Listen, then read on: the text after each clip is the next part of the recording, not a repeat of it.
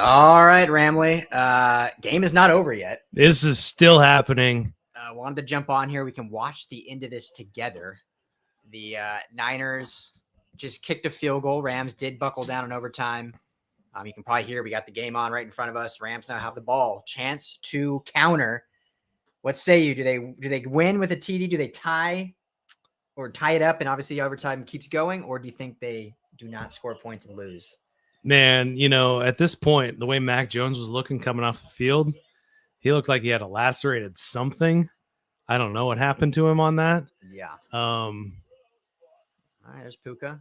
But this is where Matthew Stafford cooks. I mean, this is his kind of jam right now. I like your style here. I don't know why I'm trying to sit all hunched over. Be a little more comfortable here. I think, this is the world we're living in with the Rams, where we're just putting it all on Stafford to go make something happen with this offense. Yeah. Little pirouette. Oh, he's going for it all. 2-2. Chatarius. Is that 2 catches for 2-2? 2 catches. Chatarius Atwell. Yeah. Deep crosser. So in field goal range on the 20-yard line. Mm-hmm. We get both feet down. When they were going for that last drive in the regular time, I was arguing, just run a normal script. Yeah. This is not a normal script. They're just going for it. Yeah. They're done with this. Ooh. And that it's going for 2-2 again, back to back. Someone's on the 2-2 train, and his name's Matthew Stafford. Clearly. Yeah, well, I mean, we're going to get all into this, guys, break this game down, but, we'll just kind of enjoy this in real time. Everyone can join in here. Let's get some YouTube folks in here. Got a good bevy of Twitter fans in here. Jump over to our YouTube. It helps us out a little bit more. We appreciate you watching on Twitter, but, pop over to YouTube, Rams LAFB. Subscribe while you're there. Subscribe. We're so close to 2,000 subscribers. Trying to grow. Helps us, keep the lights on, literally, these lights on. Yeah. All right, Kyren Williams. So third down here. This is a big surprise. Fourth down here. Oh, geez. That happened real quick. Third down. Okay, the graphic was, I was like, there's no way.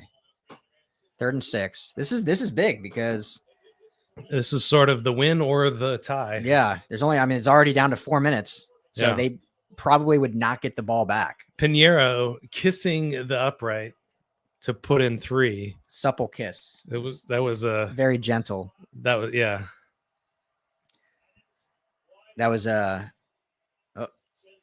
Yep. So short. this is surprising to me. They've been going to Kyren a lot. Yeah, in the passing game.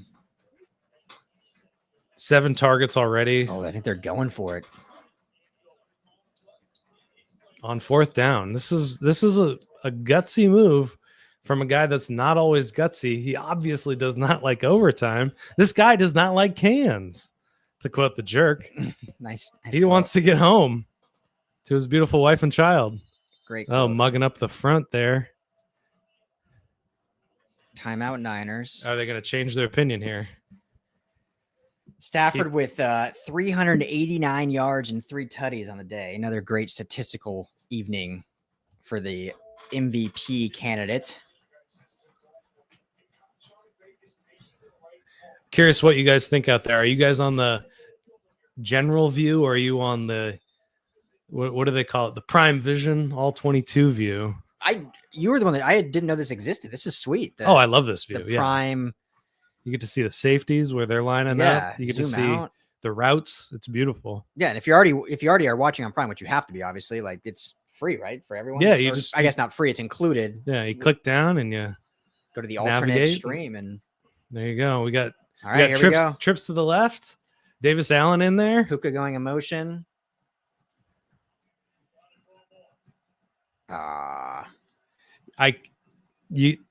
Just to draw him off. Lame. Boo.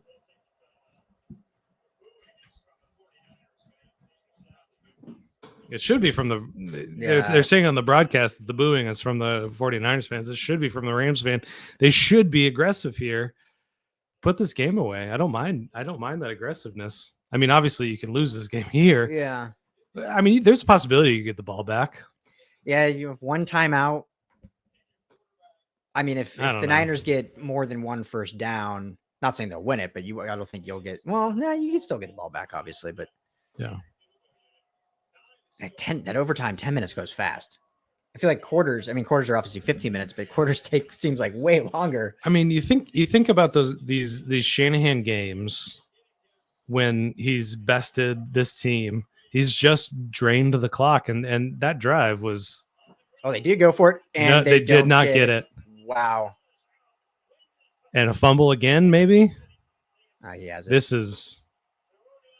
You gotta be kidding me. So they end up going for it. This is. And they don't get it and lose the game to Mac Jones and a bunch of replacements. I mean, you might as well have Keanu Reeves out there playing quarterback with. Wow, that's it. There we go. That was it. That was. I don't even know. I don't know what it is, man. For how great of a coach as Sean McVay is, one of the best to do it. You don't have one play that Shanahan has his yard. Number. Yeah. And they've been throwing it all over now. It's like, don't go back to the run now on 4th and 1. I will say that I've been saying Kyren Williams is the backbone of this team, but just fumbled. I don't love the play call. I mean, I'm going against my own kind of. I don't love it either at that junction. Like the game on the line, like typical 4th and short situations. Like I'm like, play some bully ball. Let's see these offensive linemen get after it. When you look at the lead blocker there is Jordan Whittington. Why isn't Puka Nacua involved? That's your guy. He was there though. I think he was more on the outside though. Oh man, that's going to be a painful one for that locker room. I don't know. I mean, what's more painful, this one or the Eagles loss? This one. This is because this is not a good Niners team right now with these injuries. Yeah, I mean, in our preview, I was saying the line was up to 9 points at some places. 9 pregame. I picked a 13-point victory. You picked a 21-point victory. 31-10. I thought this was going to be like kind of a Titans style game where maybe they effed around for a little bit, but this is a perfect example of why you can't let NFL teams hang around. Yeah. I don't know what else to say. I mean, like, this is a team for 2 years now. They let the Saints hang around. They let the who am I trying to think of? The Eagles hang around. They were letting the Houston Texans hang around, and the Houston Texans, looking back at that game, now know what we know about this offense, about the Houston Texans offense. Yeah. It's not good. No. And they're just kind of playing in these games where they're letting a variance play. They're showing the Kyren the fumble again. A play like that can just change it. And those plays happen in the game. Yep. You need to get out ahead of a team like this. You don't let them put 14 points up in the first quarter. 2 drives. Yeah. I mean, that Niners offense in the really all game. I mean, I know they only ended up with 26 points, but the offense was doing almost whatever they wanted. Yeah. I mean, Kendrick Bourne looking like Jerry Rice out there. Just what do you? I know he had 10 catches last we checked. Did he end up with more than that? 10 catches, like 120 yards. I think there's 2 things here that I'll give credit to the Niners to. One, credit to Mac Jones and that offense for being able to battle the way they did with really no skill players outside of CMC. Mm-hmm. And 2, I think it shows how in these Niners Shanahan era, the true, and this is not trying to be a jab at Shanahan by any means, but I think we can now truly say like one of the most important pieces of those years where they've been good is Robert Saleh. And he is now back as a defensive coordinator. Yeah. And that is a huge benefit for that team and a big thorn now for the Rams going up against them because Robert Saleh, when he's been the DC, the Niners have just dominated the Rams. Yeah. I mean, we talked about in the pregame the depressed nature of the pass rush, the popless nature of the 49ers pass rush without Nick Bosa. They generated 16 pressures, admirable. 15 pressures for Jared Verse and the whole Rams or the whole Rams team. 15 pressures. Previously, the best one was 18 against the Texans, who, I mean, maybe the Texans do have a worse, but against the Colts, who have a really good, it was 21. Yeah, and they were able to affect that game, and so this is their lowest pressures of the season, right? No, lowest pressures of the season. That's what I was trying to get. Oh, to. okay. Yeah, I think you said most. Okay, that makes sense. Yeah, no, over 20 in a couple of those other games. This is a game that Jared Verse should have just been in the backfield wrecking the game. I think, obviously we saw in the Eagles game that there is a way to mitigate the pressure. That's true always. And that's when things start to fall apart for this team. Mm-hmm. Now, I thought with Mac Jones, he would not be creative enough, and he was hobbled too. I mean, it looked like he was coming out of the game. They had Adrian Martinez, Cornhuskers, fight on Cornhuskers, or whatever their catchphrase is. Go Big Red. Go Big Red. Thank you. What's your shirt say again? Not this one. What is my shirt? Something it's corny. Let's get corny. I don't know. Yeah, Pickle Rick. Not as cool as my Birdwatcher shirt I'm gonna get, but that's right. Kyren's a bum. That's what we got here. I mean, let's talk about Kyren a little bit. Finished the game, 14 carries, 65 yards. How many catches? Was big in the receiving game. 8 catches, 66 yards, and the 2 touchdowns. And one drop, I believe. One drop. Critical drop. Obviously, a critical fumble that would have not necessarily won the game, but would have put them in the lead with under 2 minutes left in the game. Obviously didn't even allow them to get the field goal. They ended up getting the field goal after to send it to overtime. But I mean, we love Kyren. We know how important he is to this team, but these critical mistakes are nothing new, unfortunately. He has had an issue with fumbles at the worst times. Yeah. In the divisional playoff game against the Eagles, right? 2 fumbles, and it was right when they were getting momentum back. They give it up, fumble. The Eagles get on a score, increase their league. Obviously, the Rams made it interesting at the end. And then on top of that, you get the Blake, and I knew this was going to happen. For all my love for McVay, when someone makes a mistake, he's not a coach to be like, I'm going to go right back to you, at least not for young guys. I think if Davante Adams made a mistake or Puka Nacua, they're not in the doghouse. Yeah. Blake Corum fumbles, ends the game with 1 carry. He was in the game more. He put him back out there. But just last week, 13 carries to 9 carries. This week, 14-1. I mean, you only ran the ball with Matthew Stafford's one. You ran the ball 16 times. And one of those runs happened to be on 4th and 1 in overtime. That's when you're going to decide to run. You've ran the ball 15 times total through an entire game, and you're going to add on to that at a critical game deciding 4th and 1. Yeah. Why then? You've passed it 47 times. Just stick with it. It's a great question. I mean, you look at the offensive line. You're looking at Warren McClendon in, just from the initial grades of it all, which, take for it what you will. Run blocking is kind of a difficult one to quantify, but everybody's in the 70s. Justin Dedich there with a 74.5. He's allowed just 1 pressure. Warren McClendon allowed 4 pressures. That's a problem. They were eating Larry Jackson's lunch on this one. Yeah. 6 pressures here. He's the starter. I mean, there's nothing there. And we got to talk about Cardi, but I want to tie that conversation into the offensive line. Mm-hmm. Who is playing on the special teams? Even on that last field goal that tied it up. There was a lot. There was rush in there, or whatever you want to call it. Yeah, penetration for sure. I mean, I gotta say, it's just the depth at this position is getting alarming, considering what is happening to Steve Avila. I don't get that. Full practice 3 days in a row. Not on the injury report. Not a designation. No designation there. Not scratched. Not scratched. active He was in a uniform somewhere on the sidelines. somewhere. And Dietich is in there allowing 4 pressures. Oh no! Actually, wow, I misread that. McClendon had 4 pressures. Dietich has just 1 pressure. So, Dietich has been playing well, but obviously, Avila is your starter and big body. Yep.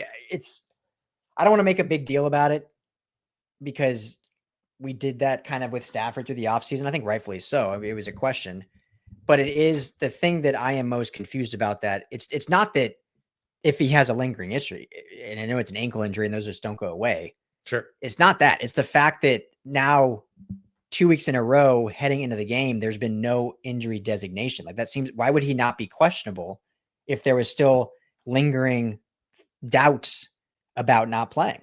Like I think even like, I don't want to get into too semantics here, but I think like by rule, you have to like designate someone if they have an actual injury. Yeah, I mean, there's definitely something about that. I mean, so the fact that they're not having him on there, I'm not sitting here saying it's something internal or any conduct or anything, but it's just odd. Like, I don't know enough to speculate, even though I am speculating right now, obviously. But well, and did you talk about like going back a few weeks about how he went out of the game with an injury, came back into the game with an injury, was out last week, but played 5 special team snaps.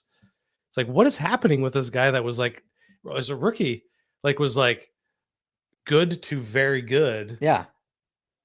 Has had injuries. I mean, he's had injuries the last couple of years. So like, are we at the point now where Dietich should just beat him out for the spot? Like, is that what McVay's not saying? Because even when asked about him, is like Bo Limmer was a scratched, a healthy scratch, inactive. Yeah.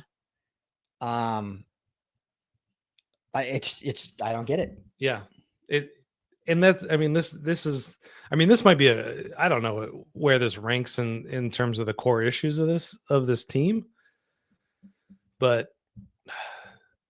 I mean, the offensive line should be the least of the problems. Yeah.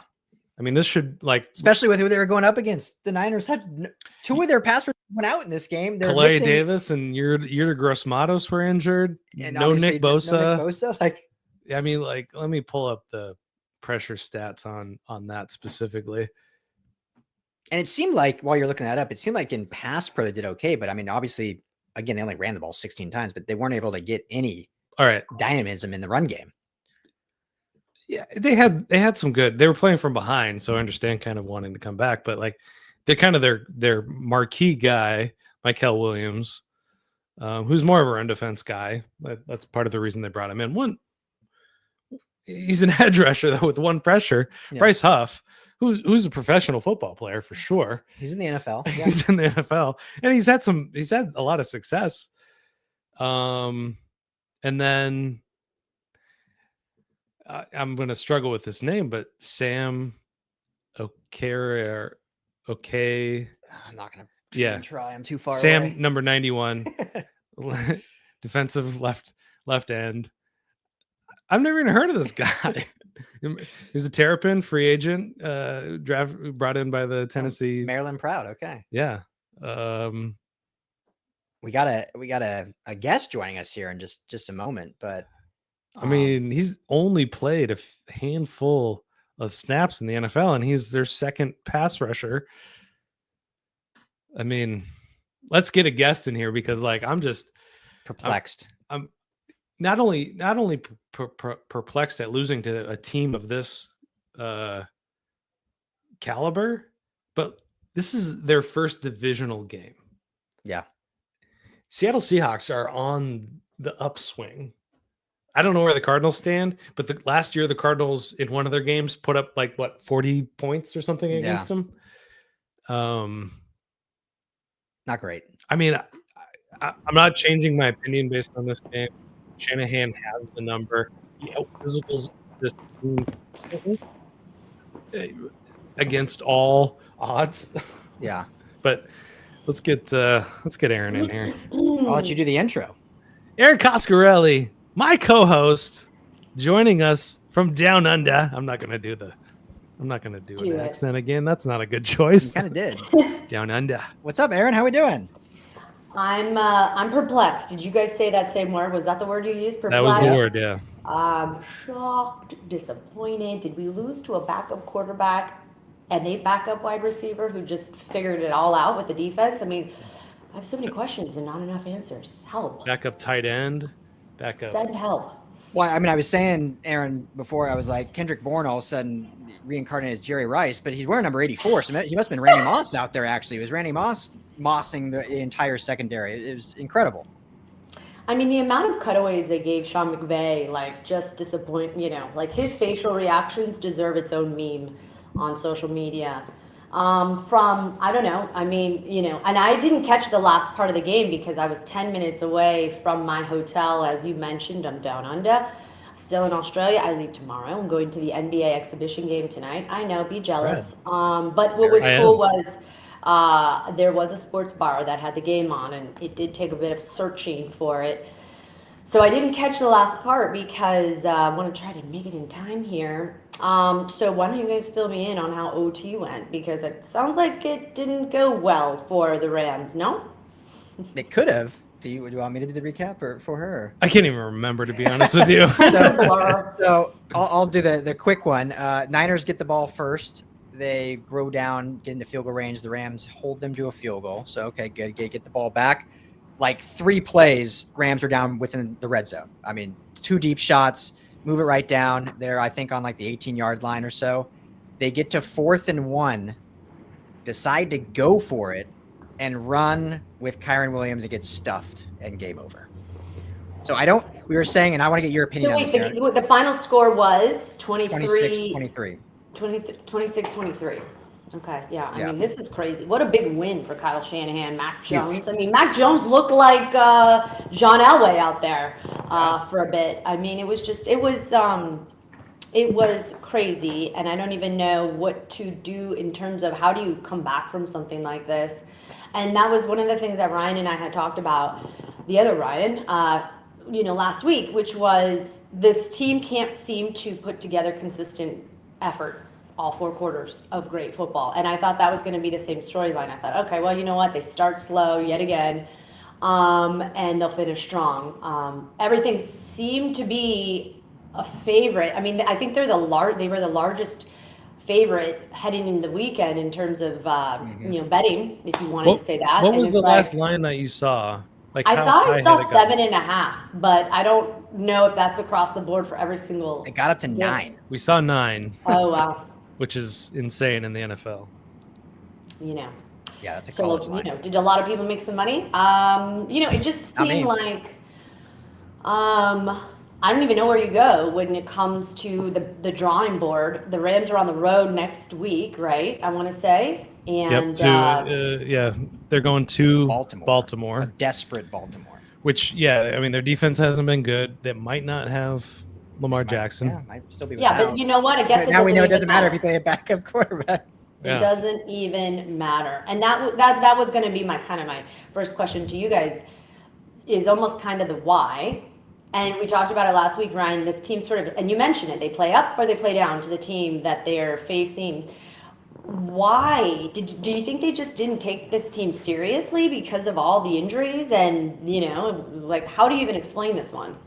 I mean, I would say on defense, I think there was a good amount of arrogance heading into this game. The defense just underperformed in a way that was shocking. Fewest pressures. I don't know if you heard that yet, but fewest pressures on the quarterback, Jared Verse. They got 2 sacks on the quarterback, and in the final drive of the 4th quarter. Right. Yeah, and so they're trying to send kind of everything at that point. I haven't looked at exactly how Emmanuel Forbes performed in this game, but I mean, there's got to be another thing. There's got to be another thing because they've had one thing all year, which is causing havoc in the pocket. And that's great. And that affects everything that the quarterback does. I was thinking about it this morning. I think I was on my run about how Jared Verse can affect the pocket and how even if they're not getting pressure, the quarterback will change his actions in the pocket. And I think, Daniel Jones, throwing 2 interceptions last week, they weren't under pressure, but he got rid of it faster, and it was like Mac Jones was stone cold, just Joe Cool Steve Austin, yeah. in the pocket. And like Daniel Jones also has a bit of that, but like I mean, Or Mac Jones? Too many Jones. no, I meant Daniel okay. Jones. I think Daniel Jones, going into that game, I said Daniel Jones is impervious to pressure, and he pretty much yeah. was. I have a question for you guys real quick. Is there a link that this is going on YouTube? Because I know Yes. you guys have a live audience. Text it to me because I'm so upset. I want to post this and hear what people have to say about it. Because I feel like we're all out of answers. I'll take care of that. He looked like Jason Bourne, resurrected. Wow. It just seemed like a totally uncharacteristic Sean McVay team. Do you? Penalties. Puka wasn't even a factor in the first half. Kyren Williams a frickin' fumble. We thought that those issues got cleaned up last season. Yet again, that seems to be a prevailing, big moments that should have been in the bag. And then the kicking game. How many points were left? 4 points? 4. Again, Yep. could have been a game changer if Yep. he had the chance to kick him through the uprights. And that's possibly why Coach went 4th and 1, decided to go for it, no? That's a great point. Definitely a factor, I think. Aaron, a random question. Do you watch college football at all or pay attention to college football at all? I do. I mean, I'm a former Trojan. So I catch a little bit of college ball, but not a ton. But yeah. So we obviously cover USC as well here, and I'm highly involved in USC. So I do a lot of comparisons sometimes on this show. And this game, I don't know if you were able to watch last week, USC Illinois, but this Rams Niners game felt like USC Illinois. I mean, not the USC offense was much more dominant than the Rams offense, but the Rams defense being known for their defensive line pass rush and question marks in the secondary was very similar to USC. Question marks in the secondary, but the defensive line was outstanding all year.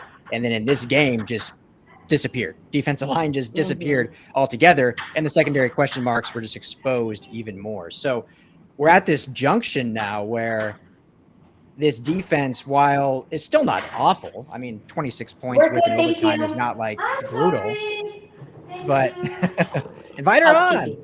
How does she feel about the 49ers Rams game? Yeah. If she knows who that is, I would be very, very pleased, very impressed. It's not Australian football rules, but we're at this junction now where what is this defense truly going to look like moving forward? Are they going to be just so dependent on the defensive line getting pressure that it covers up the secondary deficiencies, or are they going to be able to come together as a unit, or are they going to go and make a big swing and go get an actual CB1? Well, I mean, here's the thing is like this team should be dependent on the offense. This team should be fueled by Stafford, Puka Nacua, Davante Adams should be cooking fools left and right. Kyren Williams should be doing his thing, not fumbling, not dropping the ball, not missing blocks. Blake Corum dropped pass. Is that what you're talking about? Those are big drops. Yeah. I mean, so I mean, this team should be fueled by the offense, and the headline of the Rams kind of season so far is holy cow, this defense is good enough to propel them into the Super Bowl. But then you get a smart offensive mind like Kyle Shanahan, and they neutralize the pass rush and force guys like Emmanuel Forbes. Kobe Durant had a tough day too. Darius Williams had a tough day. It was the first time I ever saw Nate Landman really kind of in a bind on several plays. And, you talk about EPA per play, you talk about success rate. At the end of the day, football games come down to a handful of plays, and the Rams just were unable to make those plays. And a lot of that comes down on Sean McVay. Some of it comes down on execution from Matthew Stafford. offensive line has their blame to take as well. Obviously, you can't fumble on the 1 yard line. You know that, but you know, I don't know if I said this on this, but you can't let a team like this hang in there. You can't let the Eagles hang in there because they're going, like, these plays happen, fumbles happen, interceptions happen, bad kicks, you know, mistakes are made. You know, like you play the game to in a way so that the refs can't negatively affect your performance. You know, like it's all of those things in the margins that win and lose football games, and the Rams don't play in a way that is clearing those margins. In the past, McVay has been able to really overpower, outsmart too. Yeah, and outsmart. That's a great word for it. Where's the genius? Where's and I'm talking out of both sides of my mouth in this way because I love Kyren in this game, but you got to come up with something a little bit more inspired and in overtime, 4th and 1, than just a dive to the right. Yeah, I just want something a little bit more. And the lead blocker on that one was Jordan Whittington, who I love, but like, where's your fullback? you got tight end, Colby Parkinson. Where's Colby Parkinson? Where's Puka Nacua on that play? I mean, like, there's just, I mean, yeah.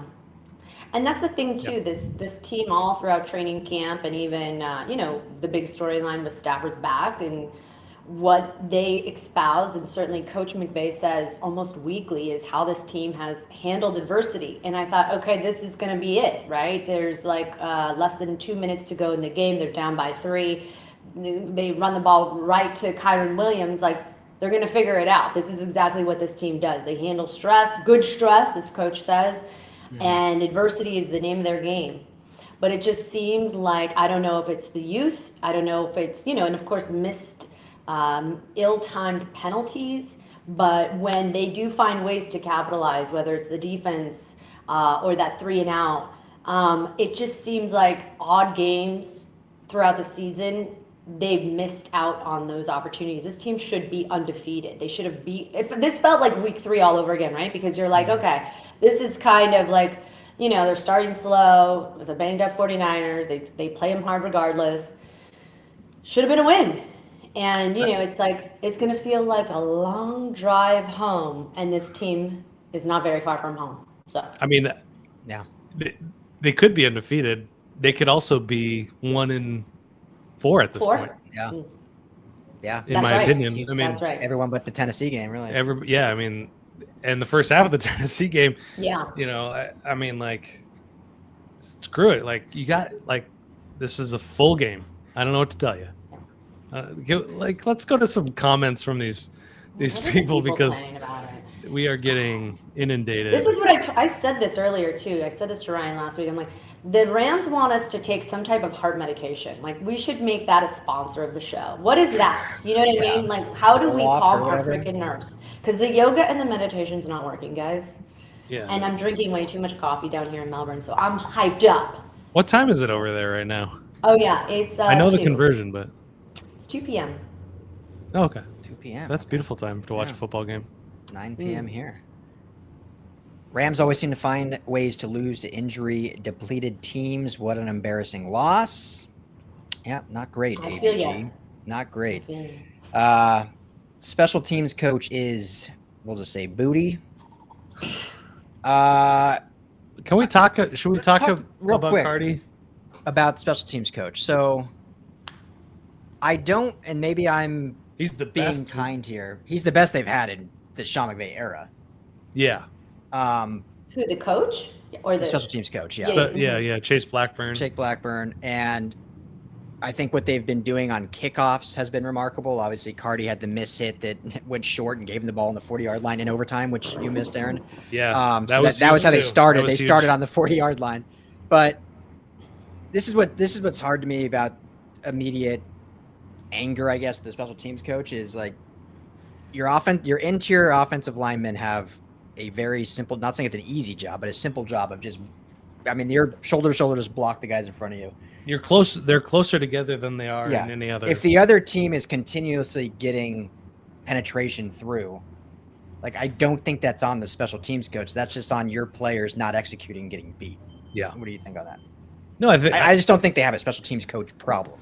I think it seemed like it because of the kicking game, but I think they went into the season a bit optimistic about this team's depth at offensive line. I mean, and I don't blame them. I thought that was kind of a strength. I thought Warren McClendon was coming along, had some bad games, definitely. Dedich had some bad games, but was like, a UDFA. Limmer, yeah, but like, it's just proving that these special teamers. I mean, they're just getting beat, plain and simple. You saw the facial reaction when the game went into overtime with Kyle Shanahan kind of like leaning, like hoping the ball was going to be missed yet again. And it's right. Whoever that tweet before we just switched it over. It's like he has Kyle Shanahan, whether freaking team's banged up or not, has McVay's number. It's crazy. Yeah. Shanahan lives to beat the Rams. I mean, it's a long season. I mean, Aaron, you've been around covering this team long enough to remember when those Jeff Fisher Rams would just always beat the Seahawks for whatever reason. Like, they just had the Seahawks number. Like, they would be a terrible Rams team and they would beat the Seahawks. That's kind of what it's been in the McVay-Shanahan rivalry. It's just Shanahan has his number. Yeah. And I wonder, on the Shanahan side of everything, it's like, it was obvious that Shanahan was just kind of digging in. Like, he was like, I don't care what I put on tape today. I don't care if I'm in the playoffs and they've seen this before. I'm beating this effing team. Like, that's just the way it felt. Mm-hmm. He put the pressure on right away and he didn't let up. And Mac Jones was not great all the way through this game. He did just enough. Yeah. And Stafford is so much better of a quarterback. It's crazy. And, that was the other thing, too.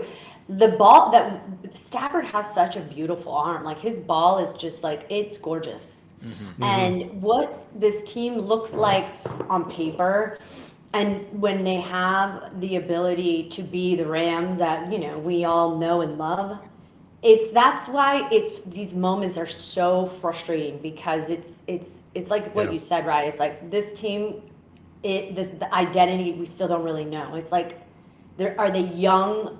Are they undisciplined? It doesn't make any sense. Like, you have a McVay. That's a great point. That's a really fantastic point. It was something I was kind of on last year as well, of like, are we a running team? Are we a pass? Like, are we is this like, what is McVay right now in this iteration of his world? Now, 12 personnel. They've brought in a bunch more of that in terms of offensive efficiency and explosivity. It's not adding a thing. Kyren Williams, people are in the comments are saying trade him, get rid of him. He's butt. He's cheeks. He should be out. He's the best running back since Todd Gurley, easily. The only one that's offered anything in the running game. If you get rid of him, you got Blake Corum and Jarquez Hunter. Jarquez Hunter hasn't even seen the field, not even today. I mean, I don't know. Terrence Ferguson had a great moment. It only took 5 weeks. Yeah. He joined the party. We said our pregame show, Aaron, like, it can't be a coming out party because he's not even at the party yet, but does he get invited to the party? And he did. He got invited. He arrived, at least. He walked through the door. Made a heck of a catch. It was a great catch. 21 yarder in your first NFL? It was momentous.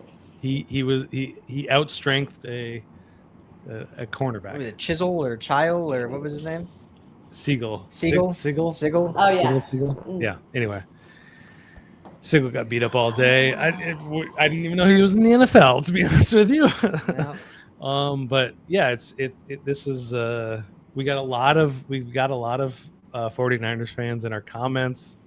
Bang bang, bang bang. Bang, bang. So let's ask this, and we can. I mean, Aaron, we can talk as long as we want, but if we want, we can kind of wrap this up. But how do you think this team responds. Like I know there's a lot, obviously, after every loss and every team, there's always like, all right, there's the season, it's gone, it's over. We've been talking about like what's the identity of this team, which is absolutely fair. I do think Sean McVay teams have always responded pretty well. I'm not now ready to say this is like a Super Bowl team, but I still think they are a playoff caliber team. How do you think they respond, Aaron? They have the mini bye now before playing Baltimore.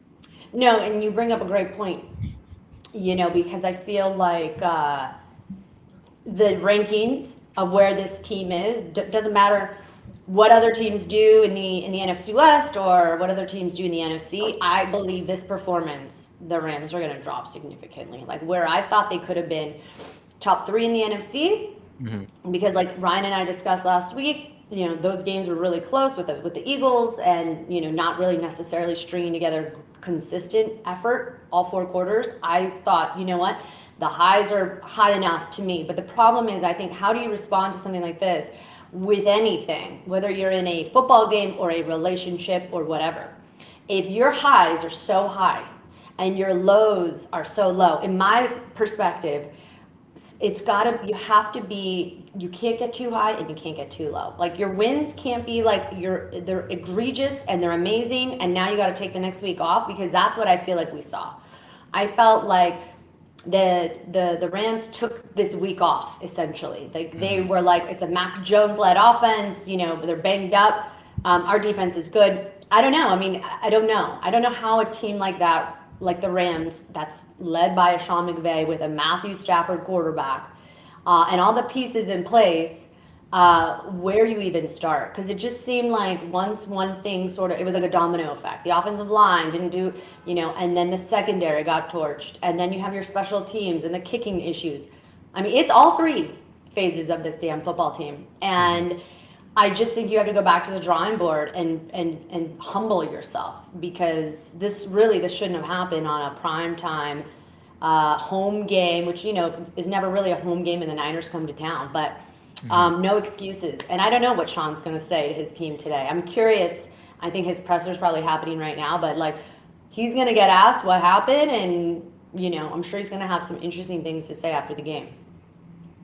Yeah, I mean, we were McVayisms, I'm sure. We watched the first half at my local bar, the Greyhound. Shout out the Greyhound. The Greyhound is a fantastic bar. If you're ever in Highland Park or Glendale, go check it out.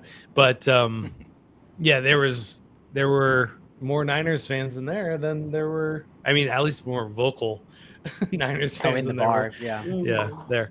But I mean, I think you made a great point, and I brought up Greg's tweet there, or his post, his comment there, because I kind of mentioned that last time of like, had they won that game, we're just talking about the national conversation, really. People would have just been over the moon for this team.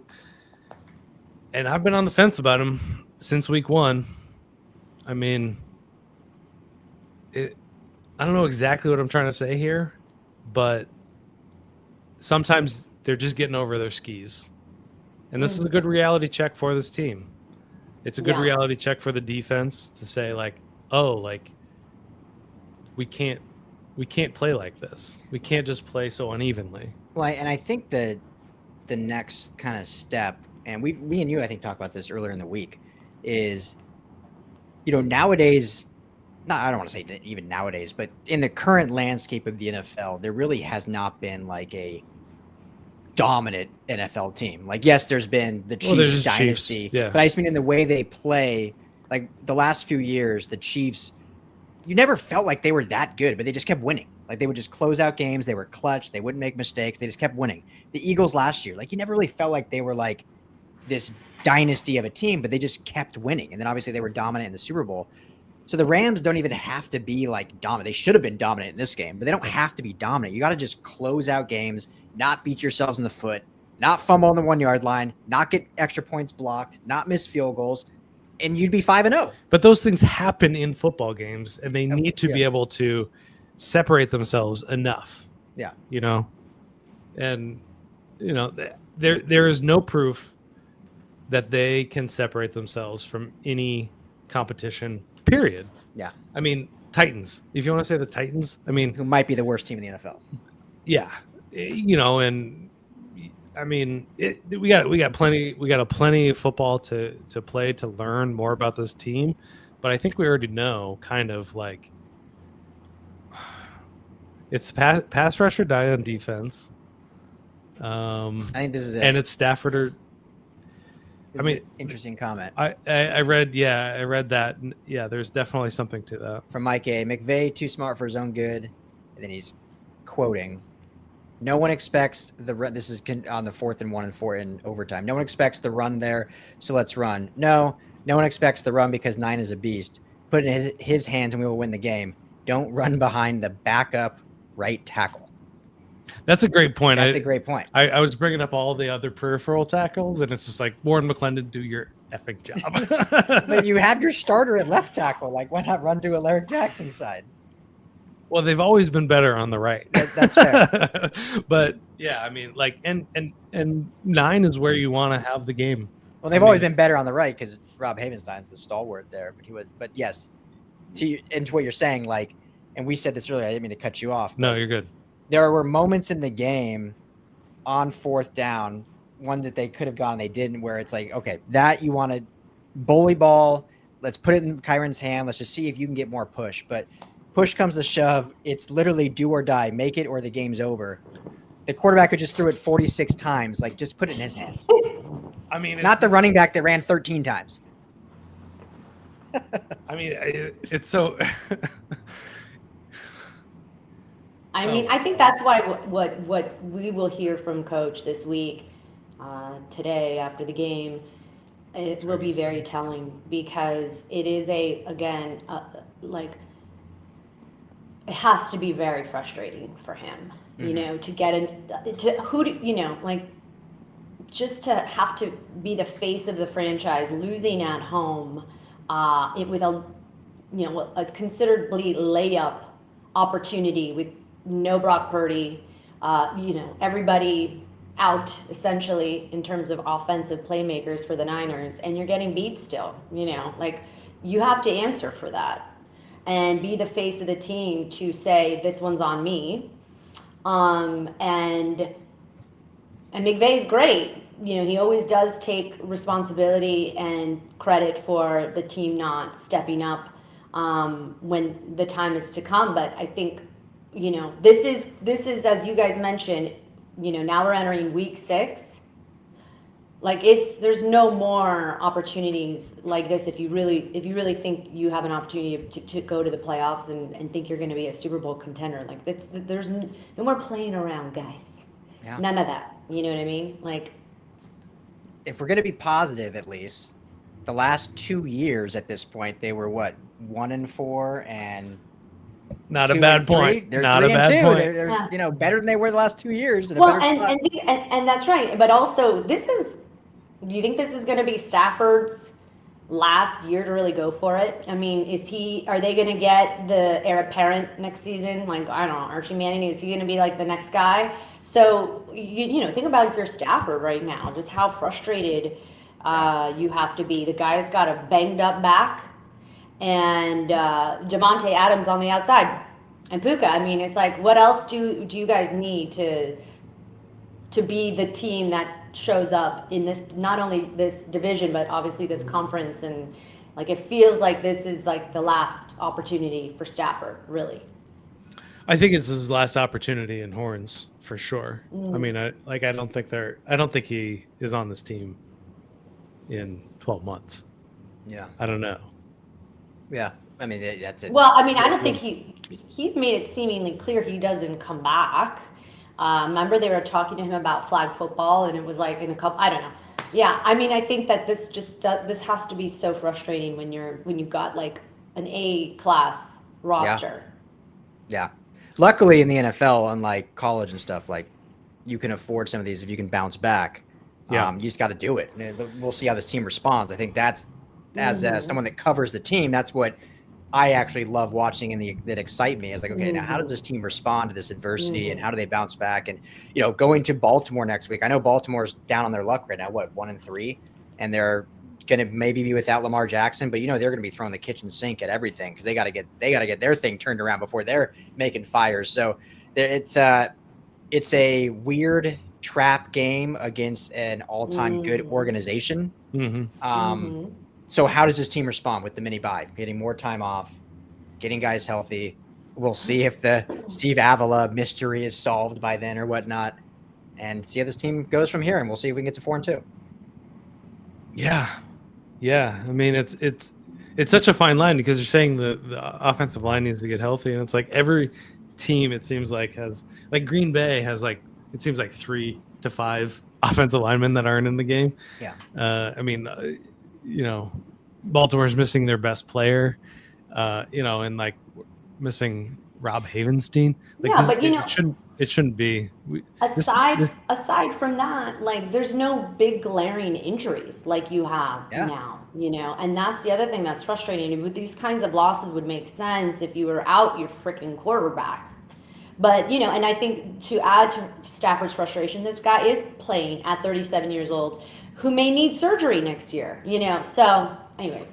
Well, and 389 yards, Aaron. I got Stafford. 3 touchdowns, no picks. Have we seen other teams say, "Hey, my superstar quarterback, go do something and win me some games, and get to the Super Bowl and win it"? Yeah. So I don't think anything's closed. I think the roster is still as good as it is. I think Puka Nacua is staying healthy. He's playing a better brand of football for that, but still the usage is crazy. But still phenomenal. Jared Verse, still phenomenal. I still want him to. He should have had 3 sacks in this game on his own. This should have been a statement game. That was my prediction, 3 sacks. That's what you said, yeah. I had heading into this game in our live preview. I said this is a coming out game for the Rams to just prove that they've got their stuff together, and they let me down. They don't have it all together. Does that mean that they're out of the conversation? Does that mean they're not a top 5 team in the NFC? We got 12 weeks. We got 12 more weeks to figure it out. A lot of time. So this is a long season. And, to Ryan's point earlier, we were talking about blowing this team up about this time last year. We were talking, get rid of Cooper, get rid of Stafford, start the rebuild now. And they're in a. Rams fans did not like that, by the way. I was saying that. Oh, they got rid of Cooper. Yeah, they listened to us on there. I guess. But I like what you said, Ryan on my left. That the thing that I love the most about the world of sports is how do I relate in a way, because I obviously can't air it out or even remotely take a tackle, but I can relate to how to respond to adversity, and that is the thing that seemed to be the prevailing theme for the Rams, especially with the uncertainty heading into the season with Stafford's unavailability, or is it going to be Jimmy G time?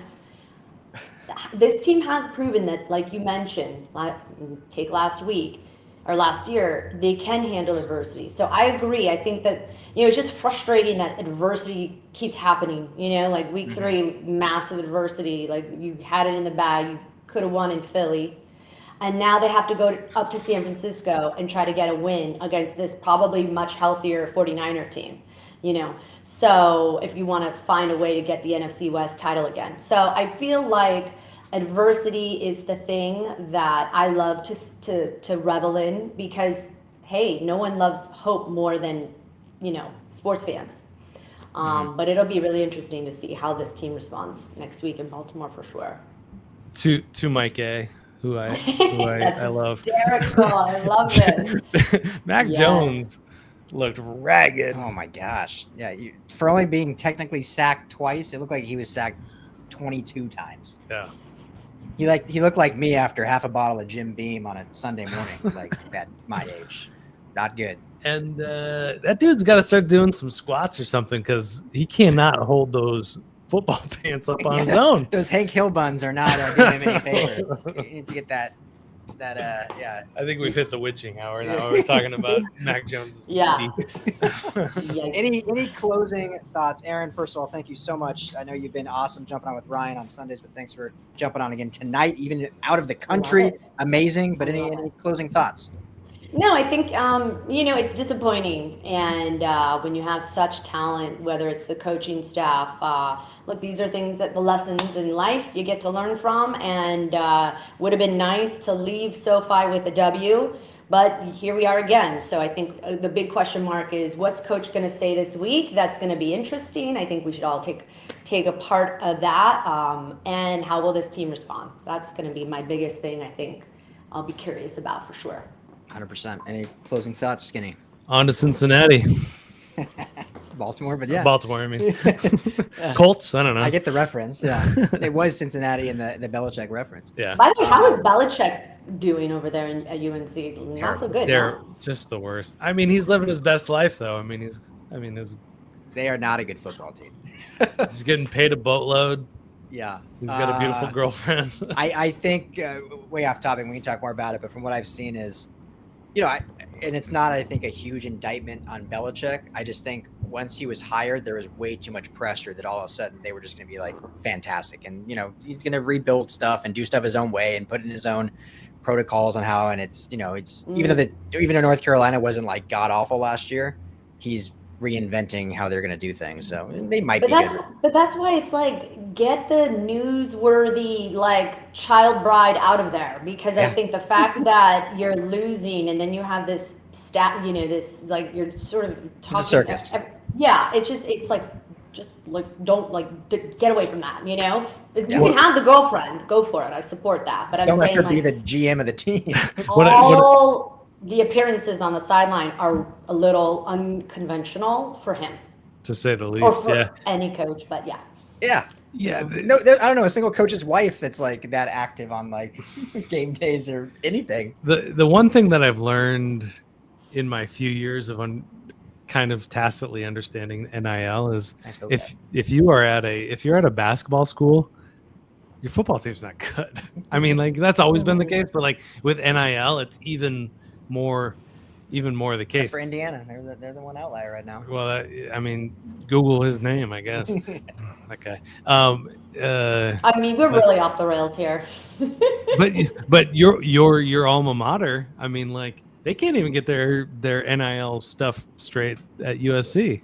Oh, it's good now. It's straight now. It's straight now? Okay. Yeah, it's one of the best NIL programs in the country now, thanks to Chad Bowden, GM, but that's for another story. So, well, with that, we'll wrap up. Thank you, all of you, Ramley, that came and vented with us, hung out. Let's see how this team responds. 3-2, season's not over. Long way from over. Obviously, got to see some things cleaned up to feel confident this team can really make a deep run. But, we've got some time. We've seen this team go 0-4 and 3-6 into the bye and then make the playoffs and make some noise. So I think they certainly are not far off from being a really good team. In Stafford, we trust. I mean, that's got to be the motto going forward. 389 and 3 tutties.